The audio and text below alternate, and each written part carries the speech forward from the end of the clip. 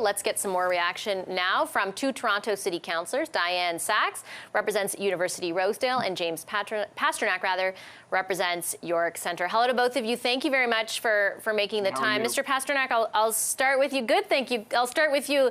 We're obviously speaking to a national audience here, but everyone, I think, was watching when John Tory announced he was resigning Friday night.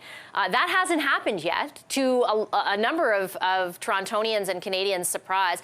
Do you support him staying on, or do you think he needs to make good on what he said Friday evening? Well, look, I think we have to have a pause here. We have to look at whether Torontonians really want an unnecessary by-election that's going to cost us $15 to $18 million. We've already put this in the hands of the Integrity Commissioner. I think we owe it the time to read that report and make a decision. And at the same time, I think we've suggested to the mayor that he huddle with his family, he take a leave of absence, and really think this through before coming back. Ms. Sachs, what's your sentiment on the same issue? Like I said, Mr. Tory said, Mayor Tory said on Friday, I want to avoid, basically, I'm paraphrasing, I want to avoid all the stuff that would happen as a result of this, all the distraction from the business of City Council. But that is essentially what's happening right now. What are your feelings on whether he should stay or go? I think the mayor should honor the pledge he made to the public on Friday that he was going to step down. I think it was clearly an abuse of his office to carry on a sexual relationship with a young woman under his direct authority. That is inherently an abuse of power. And at this point, he's damaging the city with uncertainty by hanging on. We've seen this pattern before where somebody promises to resign and then drags it out, and that uncertainty would be very harmful to the city. He made a decision.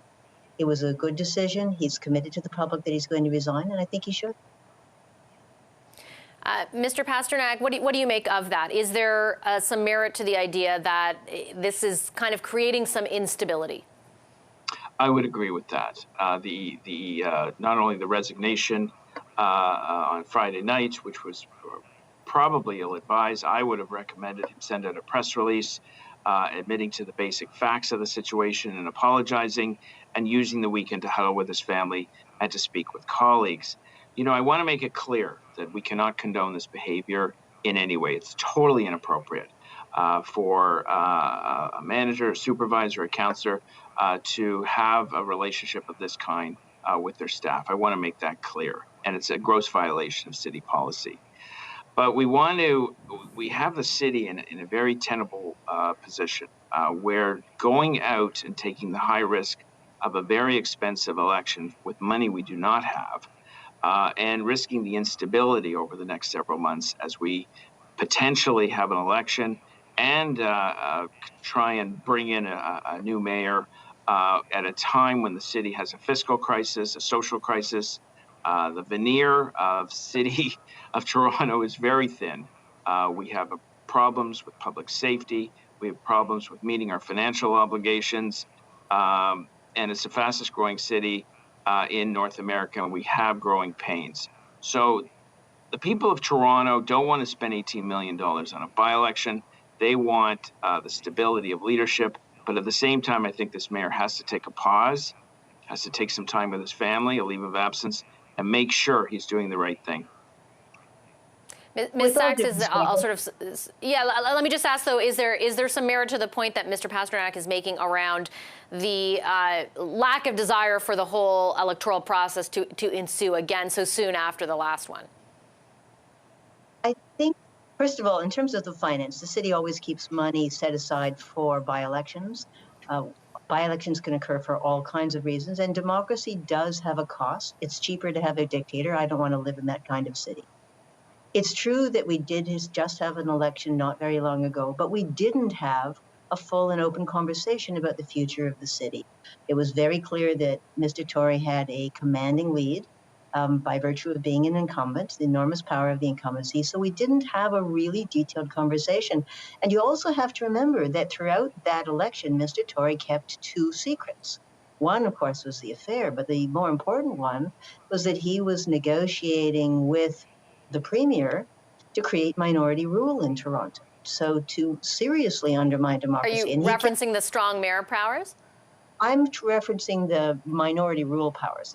There's two parts of strong mayor, parts that were public during the election, but this part that the mayor could make whatever rules he wanted, anything relating to in any way to housing or infrastructure, with only 1/3 of council, which means the majority of the city could be disenfranchised. That was a secret deal that he made with Doug Ford during the election and didn't tell anybody about. And so we haven't had a debate about it.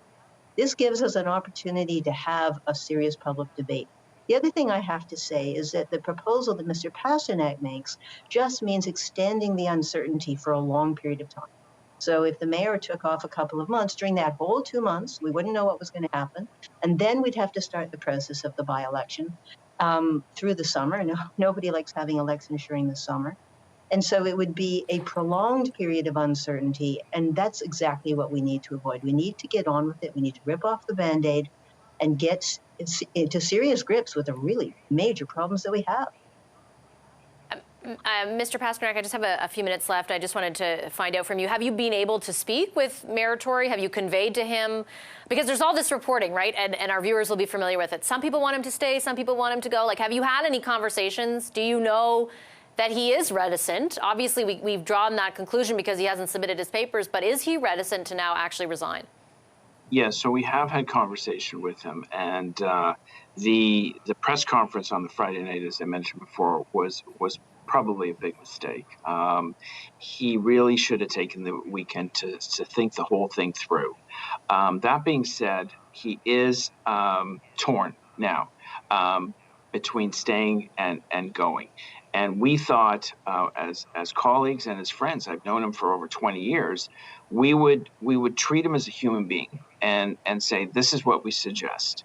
A short leave of absence, huddle with your family, make sure you're making the right decisions. Let's see what the integrity commissioner has to say.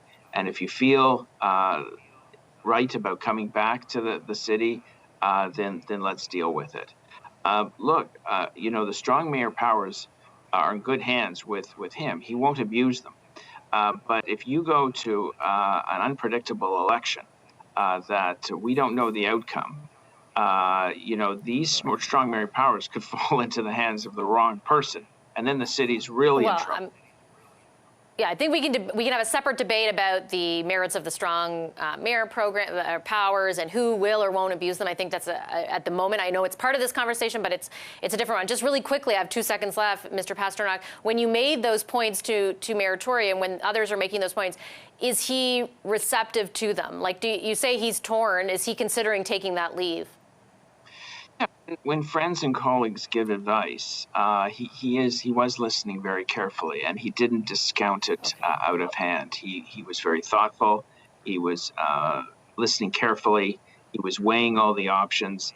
But at the end of the day, we emphasized the importance of family, that he had to speak to his family first, get their counsel, and then see whether it can all work, whether he can come back, whether he can build bridges with his council, and whether he can do this job effectively and move on from the scandal. Okay, I have to leave it there. I'm out of time. I want to thank both of you very much for making the time for this conversation this evening. Diane Sachs represents University Rosedale, and James Pasternak represents York Centre.